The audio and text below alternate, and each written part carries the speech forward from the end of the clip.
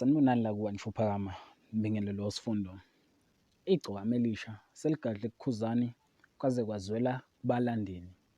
Lapho khona le migadla kuKhuzani egqoke njengalo igcokama Elisha, kepha kuhlukile nje amanekilesi, kanti-ke ishethi-ke neshethi limhlophe kanye nesigqoko kuyafana nje.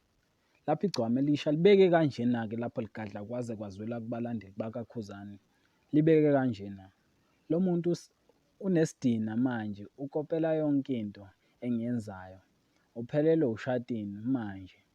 Usehamba ezenza mina kodwa still uyabhora mos. Mbukeni phela, ushoda ngethawula elimhlophe ekhanda lomnyamana neyisini. Lapho-ke igcokama Elisha lisho kuKhuzani. Kube-ke sekukhala abalandeli kakhulu-ke lapho emthandeni nje, emgadla nje namhlanje ekuseni.